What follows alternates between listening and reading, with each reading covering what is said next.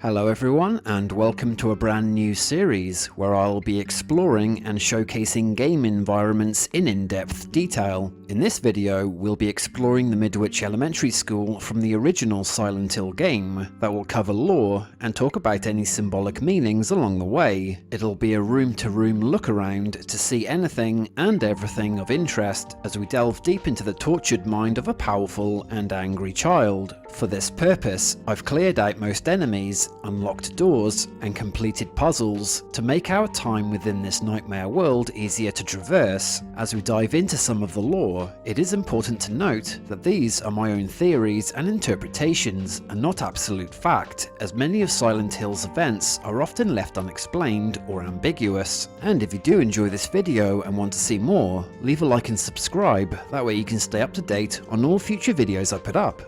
Now with that said, let's explore.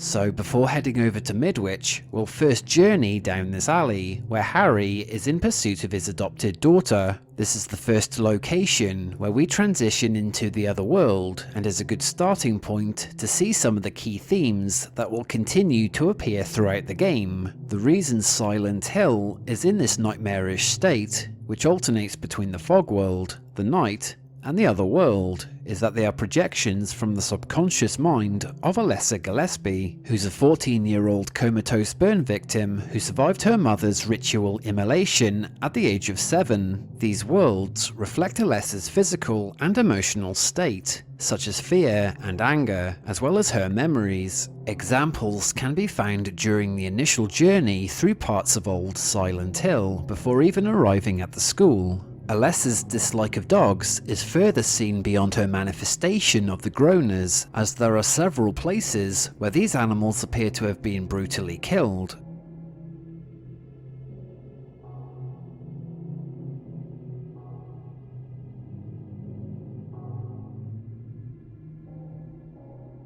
But it's when Harry ventures deeper into the alleyway we start to see some truly horrific scenes.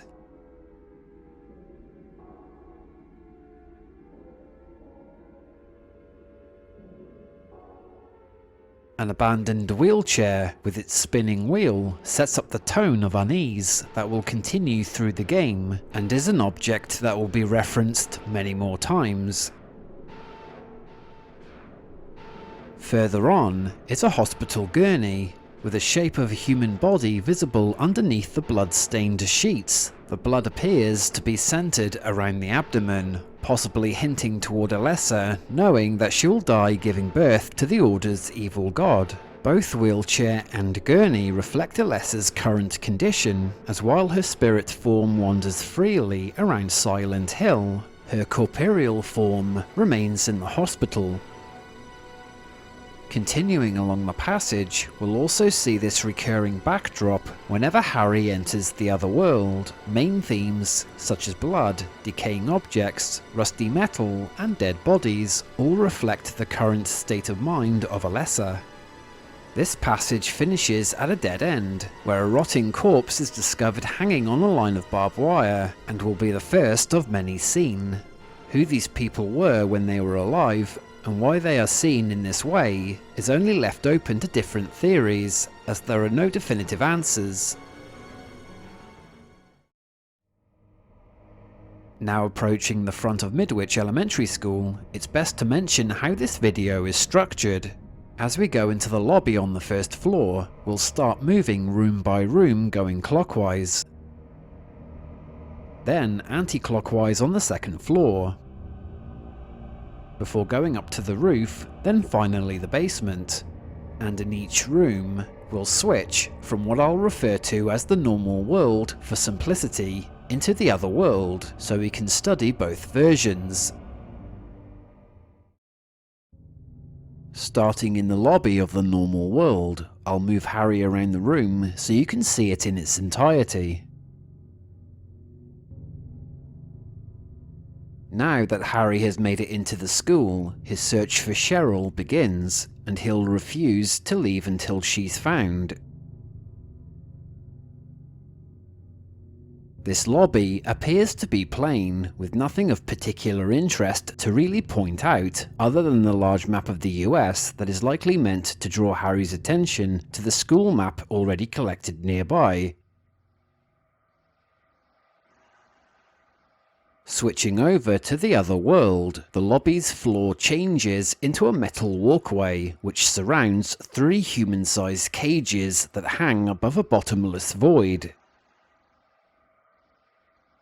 The wheelchair in the corner refers to Alessa, who's often moved around in one of these with the help of the nurses.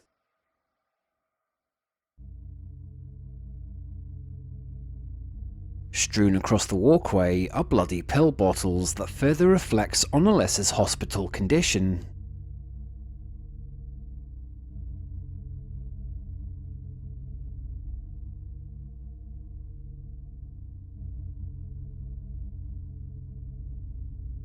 One of the cages also has a severed corpse inside. This horrific scene originates from Alessa's fear and hatred of the Order, and these victims are possibly members of this cult who never made it out of the town in time before Alessa's powers managed to snare them. Returning to the normal world, the south corridor looks like a typical school hallway with lockers, with its walls covered with various posters.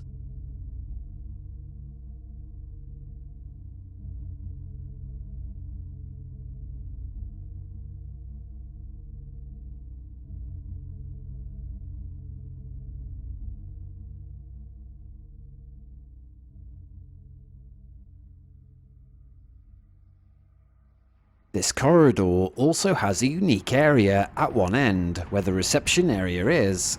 On a closer look, both tables have papers and open books that are covered in blood.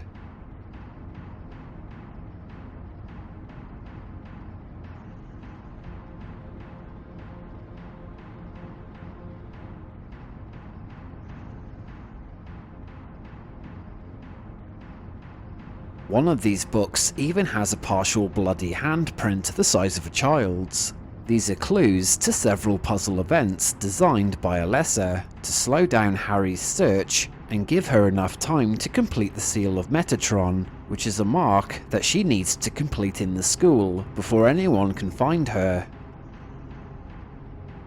The hellish counterpart for this corridor has metal mesh flooring, where we can look down into the dark void, adding that extra feeling of unease while walking along it.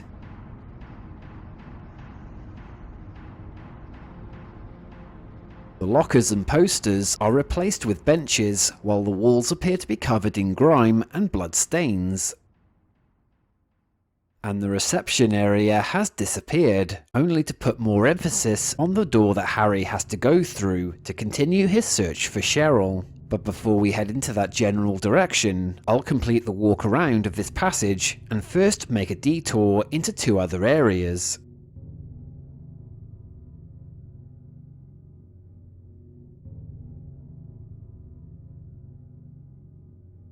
The infirmary looks like a typical medical room for students to be treated for their injuries. However, it's also an important stopping point for Harry, because while it's a simple saving area for players, to Harry, this is one of the places that he takes the time to make notes, in the event that someone else might experience these bizarre nightmares and find his notes useful.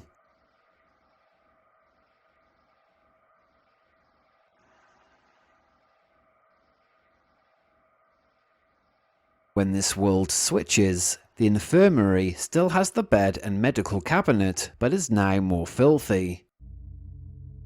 On one side of the room, there are bodies that are displayed behind the metal gratings. They don't appear to have been violently killed, and there are more of them seen throughout the school, where we can get a better view of them and talk about a couple of theories a bit later. And there are several notices around the room that reveal the words "Hell is coming." Perhaps it's a warning by Alessa of the imminent arrival of the Order's Dark God on Earth.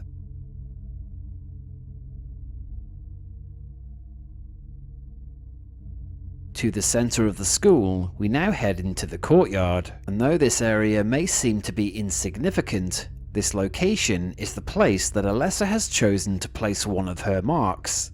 To make things more difficult for the people who are trying to stop her, such as her mother, Alessa hides the seal of Metatron in the otherworld version of this courtyard, but this doesn't stop Harry as he's driven on to find Cheryl.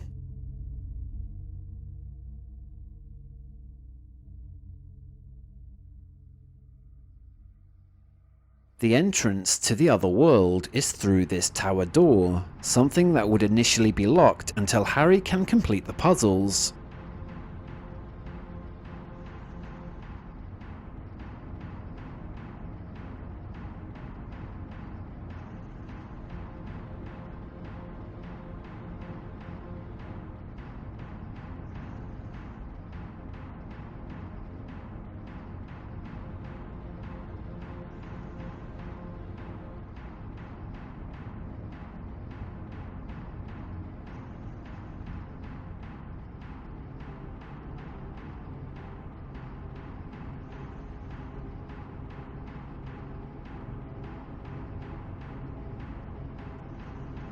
After entering the small passage beyond the clock tower door, the mysterious town sirens, which heralds the switch between worlds, prevents Harry from returning through the door, as he's no longer in the normal world. And down this ladder, we enter a simple designed room that acts as a nexus between realms, with pill bottles strewn everywhere.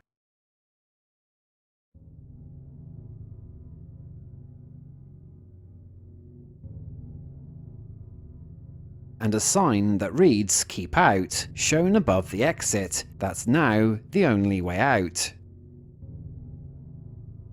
Upon climbing the ladder, Harry will officially be in the other world, and the courtyard is the only place that looks the same.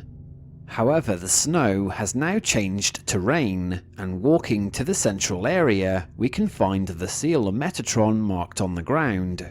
The symbol is something that Harry would be later misled into believing is the mark of Samael, told by Dahlia Gillespie. She tells him that Alessa is going to open Hell on Earth, when in fact Alessa has created these creatures involuntarily and is placing the seal around the town so that she can destroy Silent Hill along with herself, which she sees as the only way to escape from her eternal suffering. So we now arrive at an unnamed place on the map beyond the reception area that I'll refer to as the teacher's break room. A brief look around shows very little out of the ordinary, as it would seem like a place for teachers to rest between lessons. But on one of the walls, there's a large morbid painting that may hint toward many, if not all teachers, being members of the Order.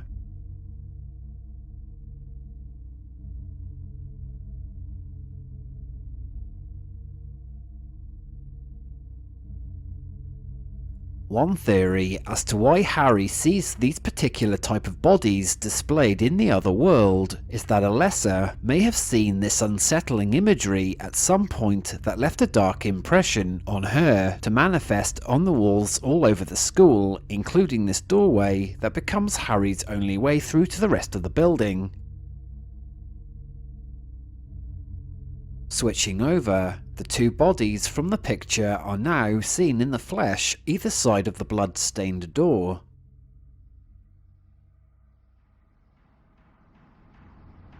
The rest of the room appears to be bare, besides more pill bottles and the two sofas, and one of these is oddly held up on one side by barbed wiring.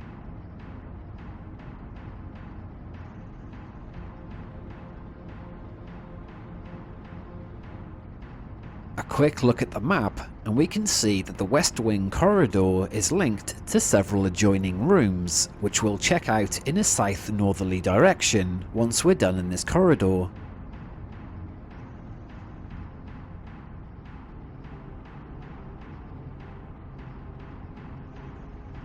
There are some new posters found on the walls here, as well as several more pinned onto the large notice boards. One thing to remember is that, like in many of the Silent Hill games, there will be certain doors that are inaccessible, so in this example, all 4 doors leading into the teachers' rooms will be jammed. This corridor finishes at a dead end, with what is presumably the doors leading into a janitor's closet. The entire history of Alessa is a bit ambiguous leading up to her burning, but based on fragments of information we get from various games, it seems that she was only in the Midwich Elementary School for a few short years before being driven out by her peers.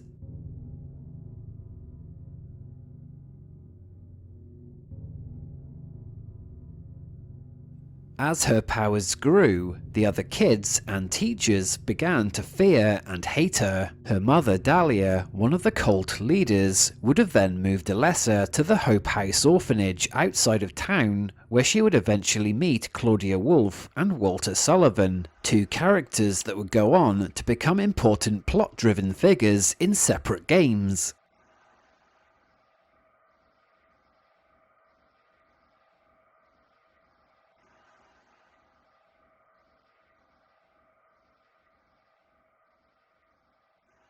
In the other world, and starting back at the south end, beyond the door with the 2 bodies in the painting, there's an obvious blood trail leading from the door into the boys' toilets. At certain points through many passages, Harry's way will be blocked by metal gratings that are designed to force him to make a detour, possibly to stall Harry's search for Cheryl.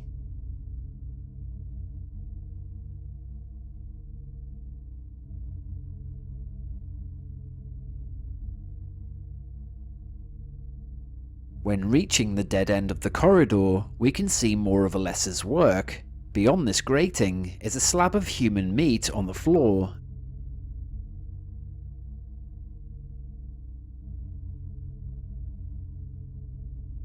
And another of Alessa's victims can be seen hung up in the corner.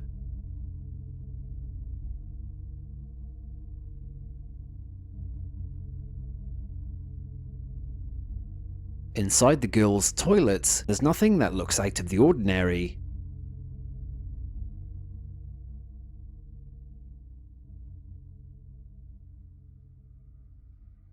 But when the change happens, one of the sinks is now covered in blood, while the cubicles have become caged areas where the same type of bodies seen in the morbid painting are found hanging up on the wall.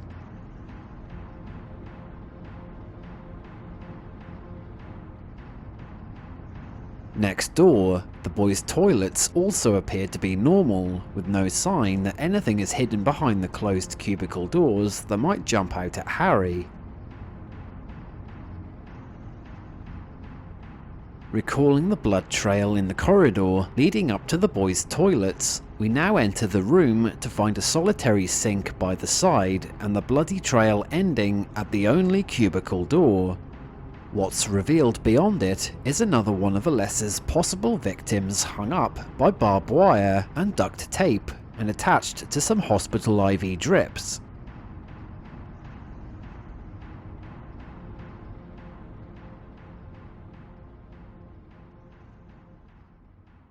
On a closer look at the bloody writing on the wall, it reveals the clue to a book that Harry later has to read an excerpt from. It's a chapter about the manifestation of negative emotions into an external energy, which is something that Alessa has been able to do thanks to her dark powers, and is the cause of Silent Hill's current state.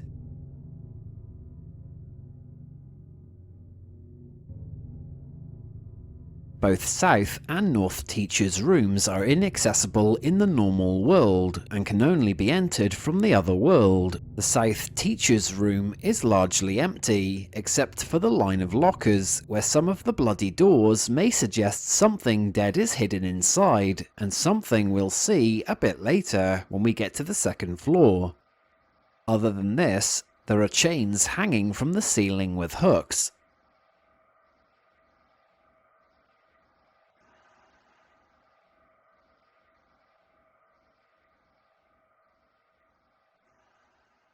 and markings can be found on one of the walls with more blood, where a metal frame used to be.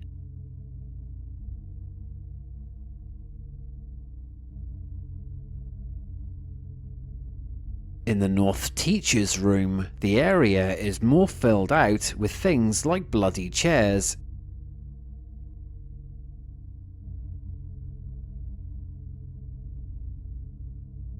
and a group of tables where there are blue phones that don't work. It's only when Harry leaves the room will it trigger one of them to start ringing. When he picks up the receiver, it's the voice of Cheryl calling out to her dad. As the game never confirms when exactly Cheryl, who is the other soul half of Alessa, had merged with each other, then it's possible that it already happened before Harry awakened in the cafe. Clues leading him toward the school, as well as eerie phone calls and images of her on screen in the shopping centre, would only strengthen Harry's resolve to find Cheryl, a subconscious action that Alessa has no control over. Cheryl is the half-soul wanting to be found, while the other half-soul, Alessa, is trying to prevent it. Another look at the first floor map, and we can see that there are 3 rooms in the north and 2 more in the east wing that are linked to 2 separate corridors. So now in the north corridor, the doors to 2 of these rooms are jammed on this plane of existence, but will be accessible when Harry enters the other world. This area isn't very remarkable, and many of the posters are now the same ones we've already seen elsewhere. The poster that states "A friend in need" is an interesting choice to see throughout the school, as it does reflect Alessa's loneliness.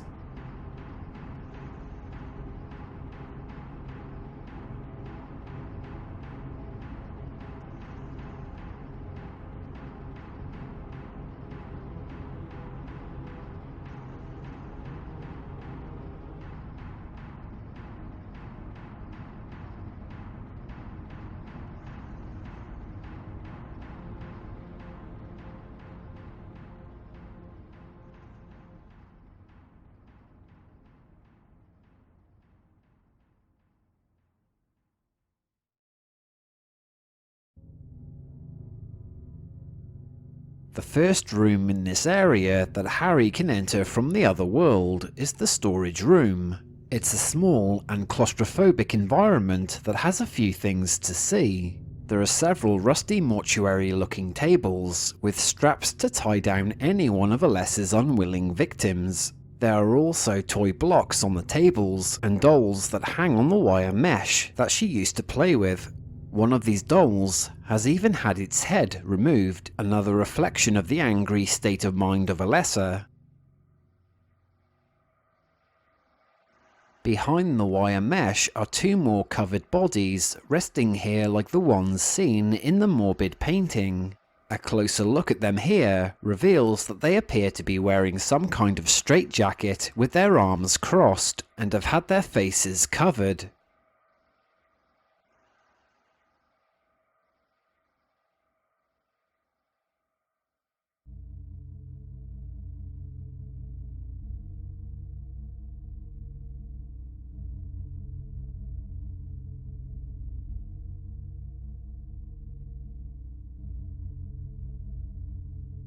In the north lobby, aside from any enemies or pickups, this room is mainly empty, and the rear doors are permanently closed.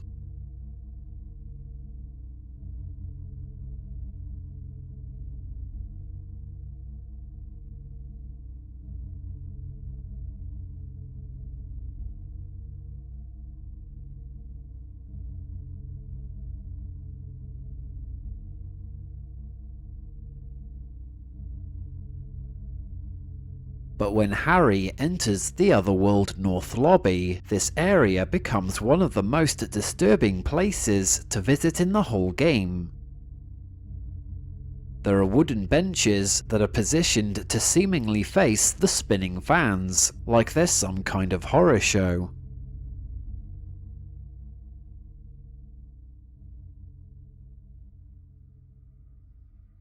One part of the metal mesh flooring has been torn open and maybe suggests that something may have jumped down through its hole, or perhaps something escaped from the dark void. The bars in front of the spinning fans have blood smeared across it, with pieces of flesh hanging from the bars. The twin rotating fans has a corpse hung up with its lower half missing, though on a closer look beyond the second fan, there does appear something hanging there that may be the victim's legs. Is it possible that the person awakened within this nightmare hanging from the ceiling before the fans became active and cut them in two?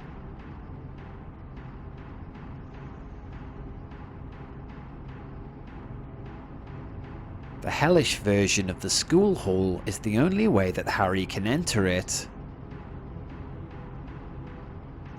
This room is mostly empty besides the hook chains, and the ever uneasy feeling that the floor can collapse while walking over the thin metal meshing.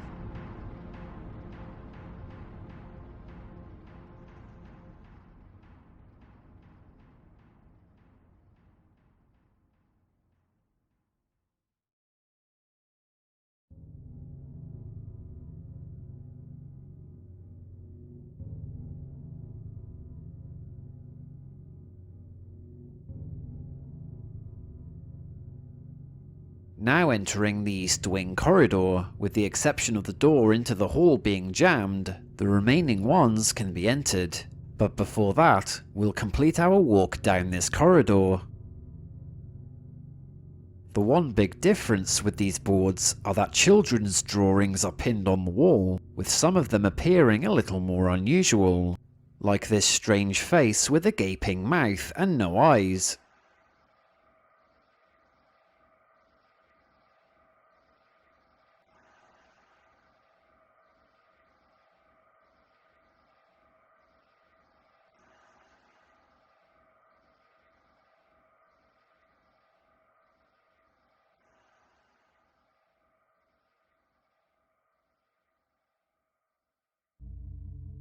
The ascending stairs is where Harry will return from the second floor, while the descending stairs will lead to the basement and will be the last place we go to.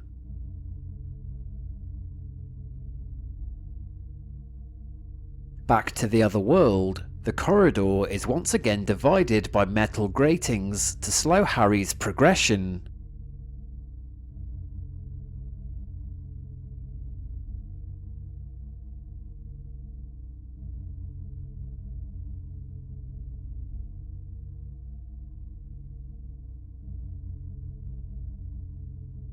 A closer study of the walls reveals images of Incubus with its horns and wings. It's the dark god that the cult worships and are using Alessa's body to give birth to it. It's this power growing within her that prohibits her death, something that can be stopped if Alessa can complete the marks throughout the town that will allow her to die.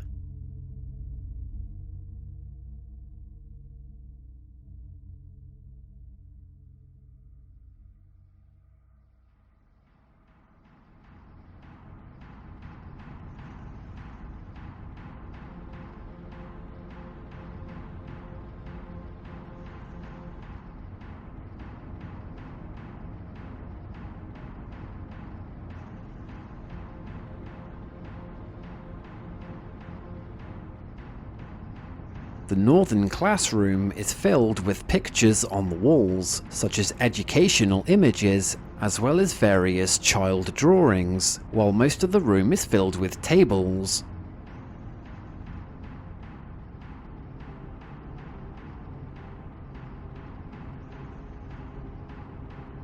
And though circling around the room doesn't seem to reveal anything out of the ordinary, there is a peculiar thing that can be found on one of the drawings by the window that further reveals Alessa's powers. As her psyche effectively bleeds into the real world with the creation of metaphorical monsters and childhood memories, it appears that she can also leave messages behind. Below this animal drawing, it reads, "Who are you?" Is this an insight into the mind of a scared child, fearful of Harry, who's yet another adult she believes is trying to harm her?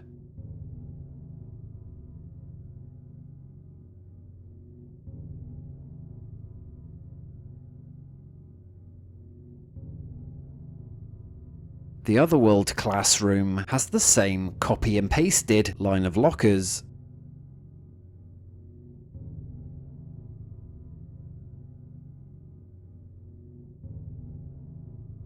And in the middle of the room, there's a group of tables that have playing cards scattered on them.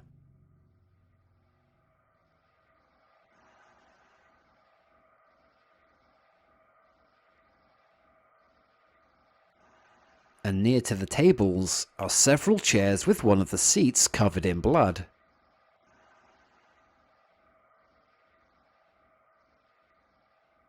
Now in the adjoining classroom to the south, straight away we can see spelt across the lockers the word cut. It's not the kind of thing seen in a children's classroom and could be from the angry mind of Alessa. Other than that, this appears like any other normal classroom. There are various pictures of animals and creatures that the students might learn about, amongst other things.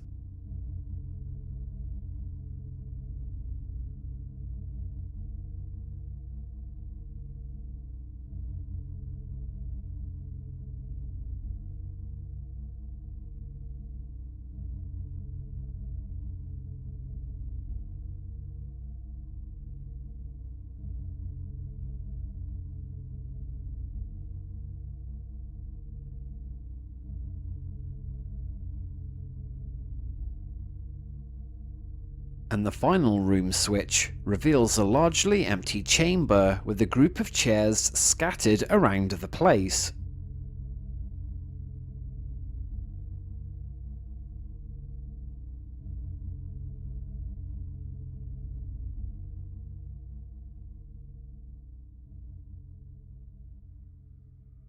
So this completes the first floor, and this is the completed versions of both the normal and the other world.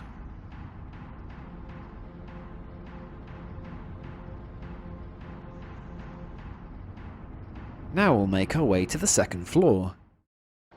And this time move counterclockwise, starting in the west wing corridor and ending inside the lab equipment room.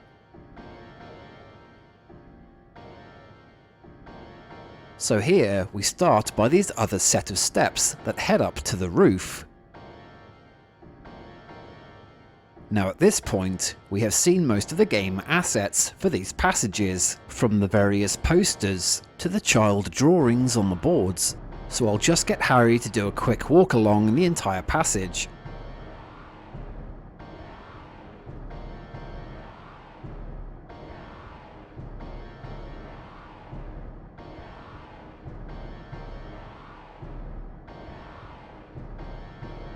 Once again in the hellish version, Harry's path is blocked by more metal gratings, something that Alessa could have created in her subconscious mind as a means to either slow or stop Harry's progression through the school. Alessa may have even been aware of Harry's arrival outside of town with Cheryl, through either a spiritual or a psychic connection to her other half-soul. So from the very beginning, Alessa attempted to stop Harry from entering Silent Hill by causing him to crash his vehicle on the side of the road, but the vehicle instead careened down the slope right into the town where he survived.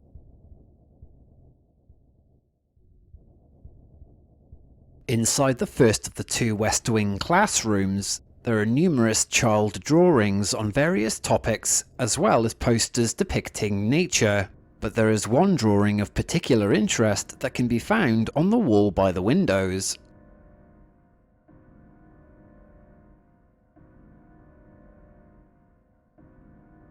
The drawing shows a lizard creature similar to the one image found in the fairy tale book that Alessa once read, suggesting that she may have drew this picture. This creature would go on to become a giant monster called the Split Head, and is the first boss enemy type that Harry will have to fight.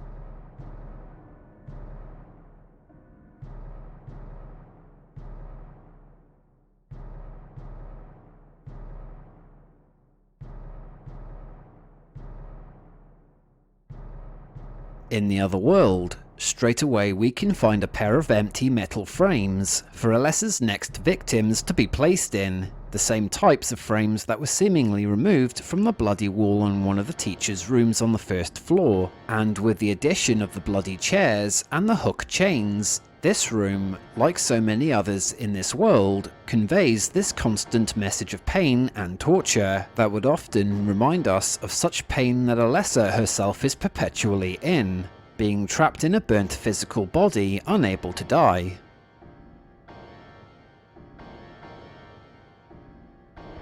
We'll only take a brief look inside this adjoining classroom as it's an exact copy of the one explored on the first floor.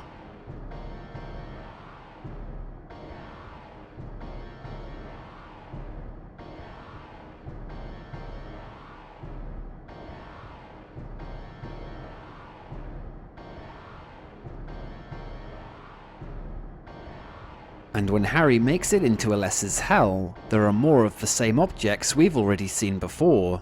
The design of this entire place is meant to be the core of Alessa's negative emotions and thoughts that are formed into something tangible and often dangerous to Harry.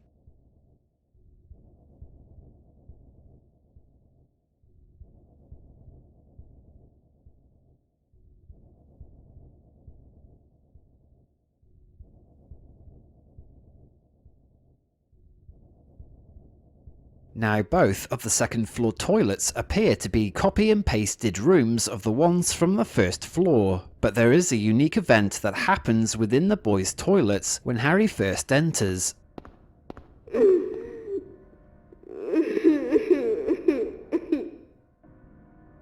As this is the male's room, the crying child may not be Alessa, so if this isn't her, then who could it be?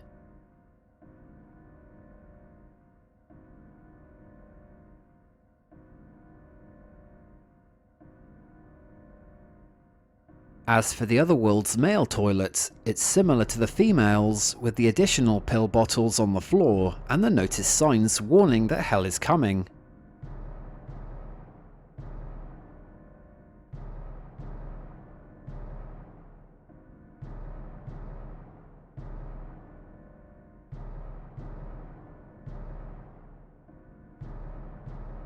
And once again, the girls' toilets is another copy and paste room, so we'll have a quick scan of the place before switching over. And this room is exactly the same as the one downstairs. However, a strange event happens here. When Harry enters the first floor of the girls' toilets, he's actually teleported into the second floor one instead, and would have to re-enter the second floor door of the girls' toilets to appear back in the one on the first floor. This is most likely another means to give Harry the runaround and give Alessa more time to complete her plans. Heading into the south corridor, the only distinctive thing here is the balcony overlooking the lobby, but otherwise it's a normal looking passage.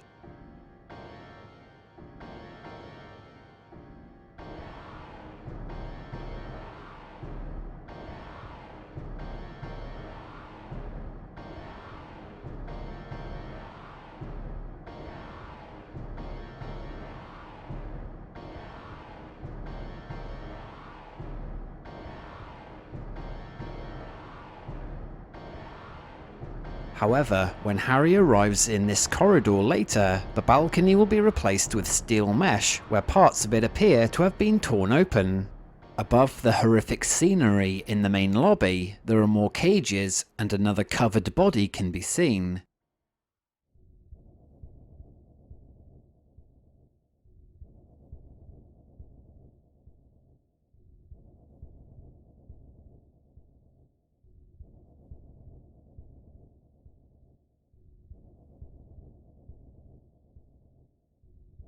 In the music room, which can only be entered in the normal world, there's a part of Alessa's puzzle that Harry has to complete here, so that he can enter the clock tower in the courtyard. There's a few new images placed on the wall not seen before, and there's even a crucifix on the wall behind the piano.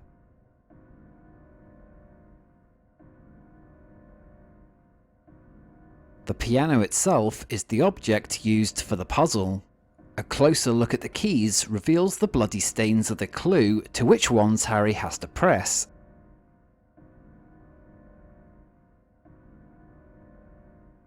While the sheet music on the board provides further clues to the order in which the keys should be pressed.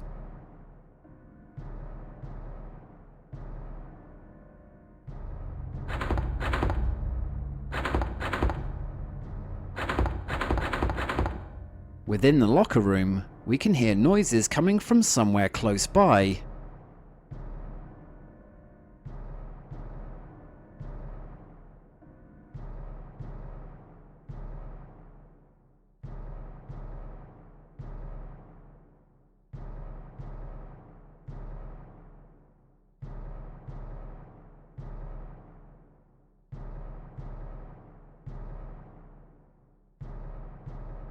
When heading over to the noise, it appears to be one of the small locker doors that's rattling. When opened, a cat will burst out and run away from the room before it is killed by a mumbler that is waiting in the corridor. You can even look inside the locker, but there's nothing else to find.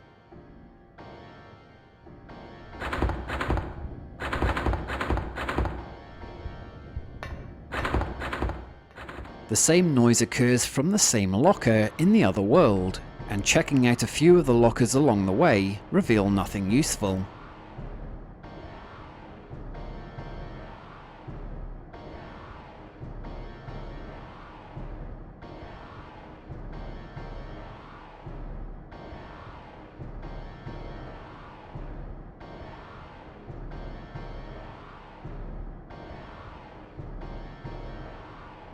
When near to the locker in question, blood appears to be seeping down from the rattling door, and by this point, we're expecting something to jump out again, only to find nothing but a coating of blood inside the locker.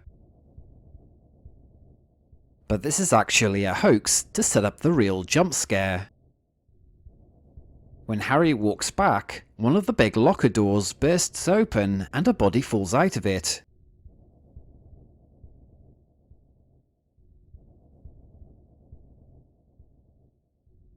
Here, we'll take another look at the map. We've now explored half of the second floor, and are currently in the East Wing corridor.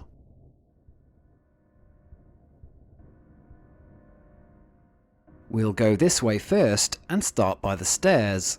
So there's nothing new to reveal in this hallway, only more of the same child drawings on the large boards to have a look at. Otherwise, we'll complete the walk down to the end before heading into the other world.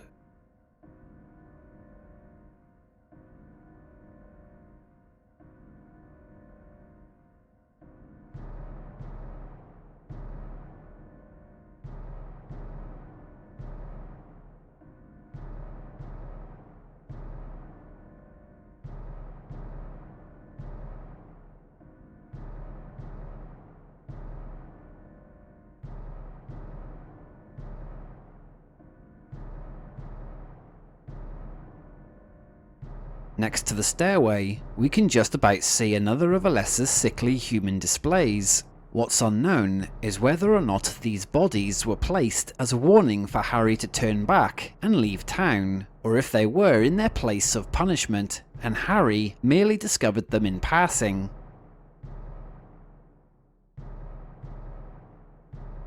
For the last time, Harry will be stopped by metal gratings that would force him to take an alternate path.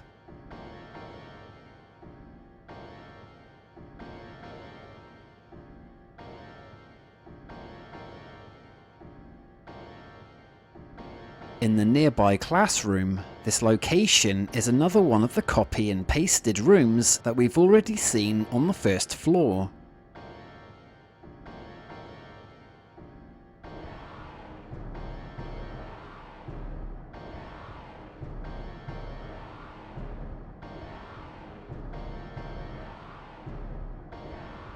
And switching over to this room reveals it to be mainly empty, save for several chairs scattered around the place.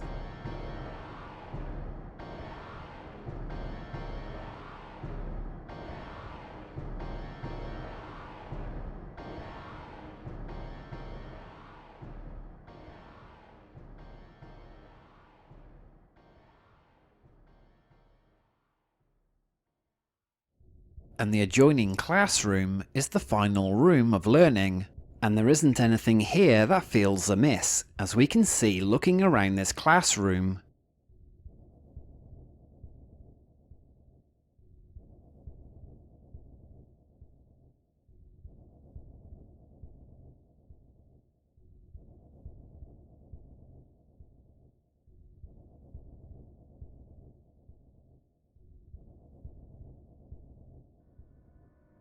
Once again, there's another crucifix that's fixed on the wall, and won't be the last time we see a Christian symbol in the game, which is interesting to see as the town has a large cult following for the Order's dark god. The town even has a church, so perhaps the Order may be using the Christian faith as a front.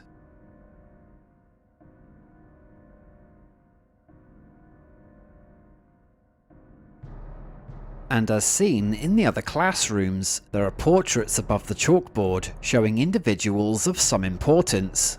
Perhaps teachers or school principals who are members of the Order. Perhaps they are among the bodies we've already seen throughout the school.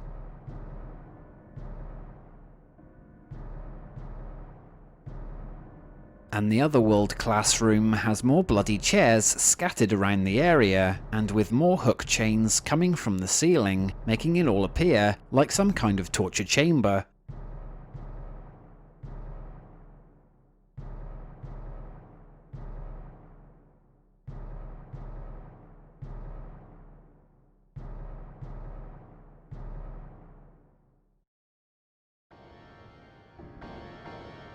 Now inside the school library, this is a place that Alessa would often come to read in peace, and getting lost within her world of fantasy books. Little did Alessa know that one day she would eventually be able to escape from reality and travel through realms of her own unwilling creations.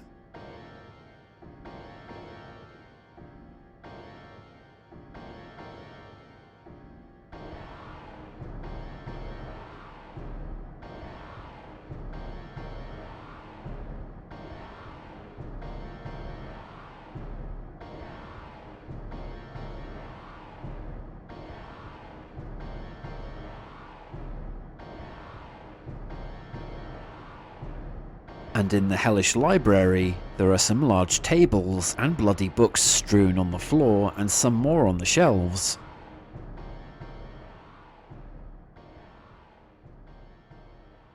On one of these tables is an open fairy tale book with a picture of a monster lizard, similar to the drawings seen earlier in one of the classrooms, and is one creature that Alessa creates into something very real that Harry will have to fight. And on the wall are yet two more covered bodies placed on metal frames. As seen here, they do appear different from the victims found throughout the school, where they appear to have died horribly. These appear to have been carefully placed to rest. Moving into the library reserve room, this place is stacked with various books that Harry doesn't have any interest in, nor the time to look through, but to Alessa, there are particular books here that would have been of some interest to her. The Wonderful Wizard of Oz was one such book that left an impression on Alessa and became the 3 keys that Harry had to locate to use in the house with the bloody dog kennel, each key representing characters from the story, while later in the game, Harry has to complete a puzzle in the hospital using colour plates based on the characters from Alice's Adventures in Wonderland.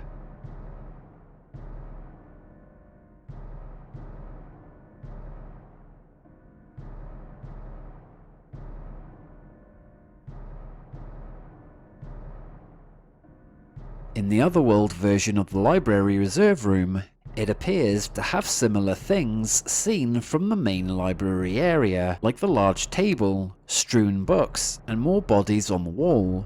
When approaching the bookshelf, several knocks can be heard.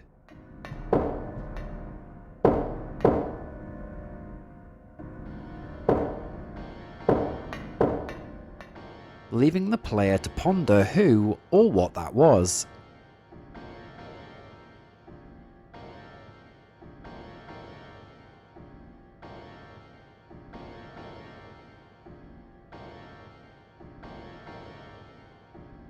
On the shelf, there's another open book for Harry to have a look at.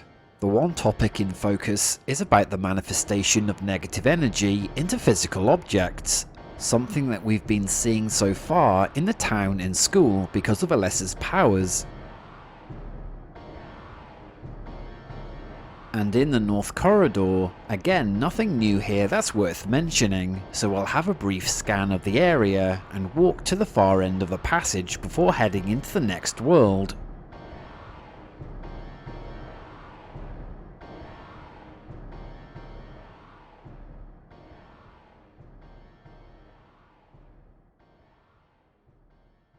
The same again here, nothing really to mention other than both the doors into the chemistry lab and lab equipment rooms are jammed and can only be entered in the normal world.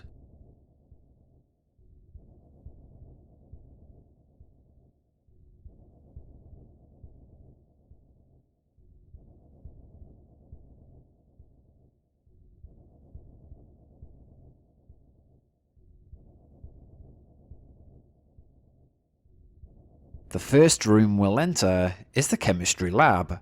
The room's main purpose for Harry is to obtain the gold medallion, the first of 2 medallions needed that would allow him entry into the clock tower, while the silver medallion is obtained in the music room.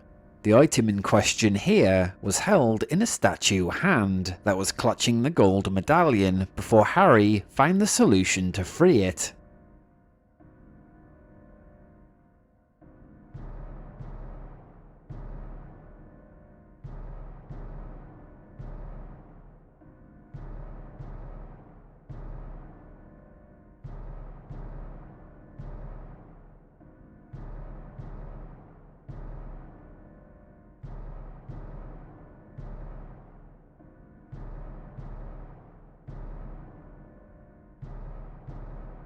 And the last room on this floor is the lab equipment room.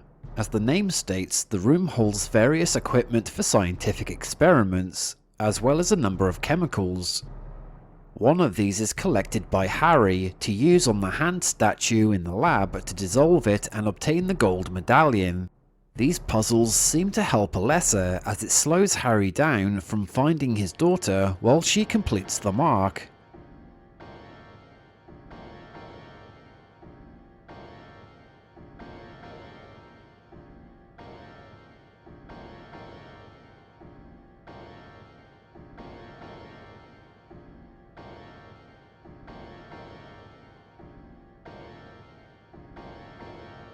This ends the second floor exploration, so I'll pull up the maps to see the completed versions of both the normal and the other world before we make our way to the rooftop. Now we'll take a quick look at the map showing the roof before we proceed. The stairs to the roof here is inaccessible as the door is jammed, so Harry would normally have to turn back.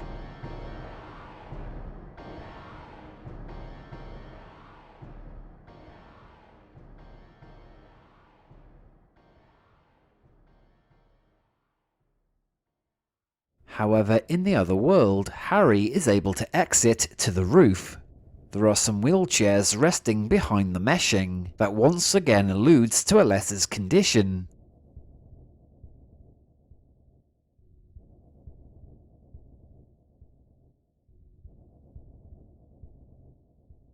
And there are 4 more covered bodies that line the wall on display.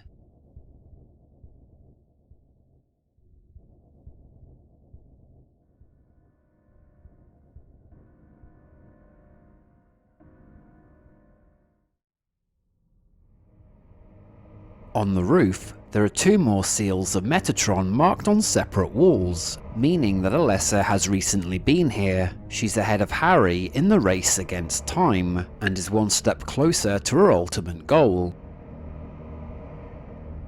Now Harry here is looking out toward the direction of the courtyard, where Alessa had also placed a seal of Metatron.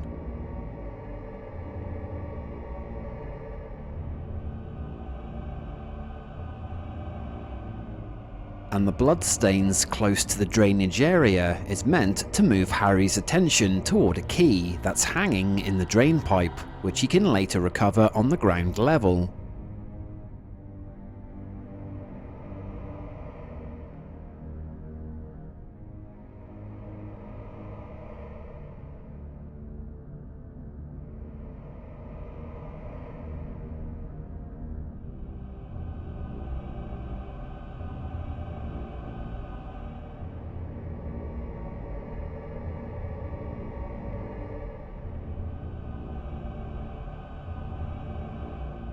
So I do have another theory on who these people might be, and why they appear less brutalized when compared to the torture victims. If they're not the victims that have fallen to Alessa's vengeance, then who are they? Could the picture in the break room also have been created from Alessa's tortured mind, and was never on the wall in real life? Maybe if one was able to remove their covered faces, would we see none other than Alessa herself, the embodiment of a burn victim who Harry will finally discover at the end of the game. The actual physical appearance of Alessa, who is currently in a coma and has to be moved around in a wheelchair, is also covered from head to toe with arms crossed. So perhaps during this whole time searching the school, we've been seeing copies of Alessa on the walls.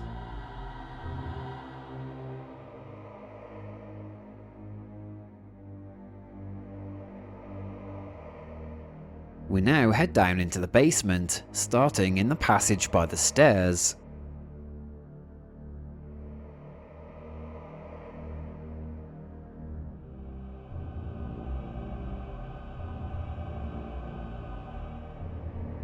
The door into the storage room is jammed.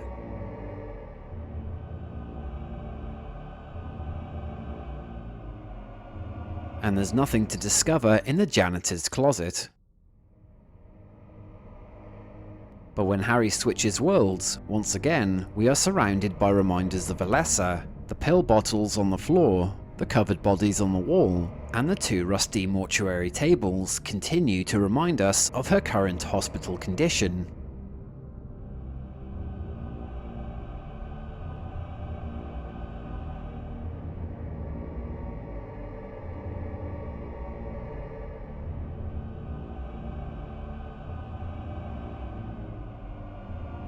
While in the other world, Harry can enter the basement storage. The room itself mainly appears like the first floor storage room, only this time without the child toys.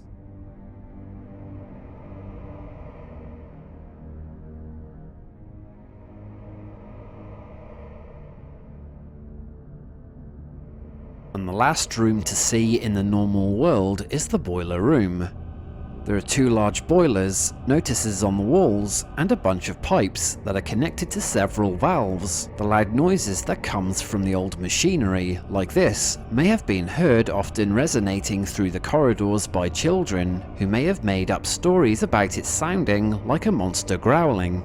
Something that might have stuck with Alessa, who then became fearful of what's hidden in the school basement. From her imagination, the sound of the boiler, mixed with the lizard monster from a fairy tale book, may be the reasons Harry encounters such a creature.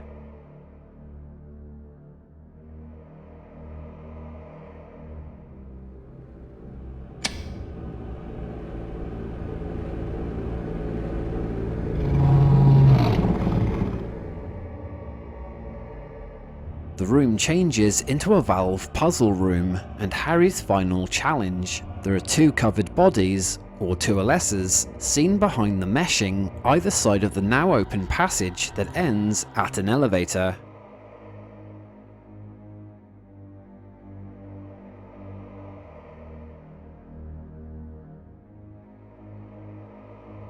This final location is not connected to the school, but appears to be a metaphor for the monster that lurks in the dark. The room is mostly dark, if it is in fact a room at all, and not an endless void, forcing Harry to maintain a close proximity to the flames at the center of this place. On a closer look, there is a covered body that's on fire, as another reminder of Alessa's burning.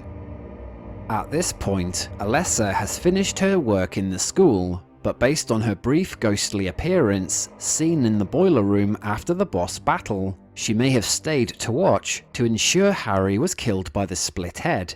Though an unintentional creation, she might have seen the situation as a convenient opportunity to rid herself of her pursuer. When Harry defeats the creature, Alessa soon after disappears on her way toward the next location, and Harry's journey to find his missing daughter continues. Hey everyone, thanks for watching the video and I hope you enjoyed it. If this is liked enough, then I'll do some more Silent Hill videos on this subject matter. The next one will be on exploring Alchemilla Hospital. And I also want to mention that this new exploring series will expand to include various other games, like Fallout 3 and the Elder Scrolls game Skyrim. So if you're new to the channel and are interested in any of these, then subscribe. That way you can stay up to date on all future videos I put up. And once again, thanks to all of you who have subscribed and are helping to make this channel grow. So until the next video, bye everyone.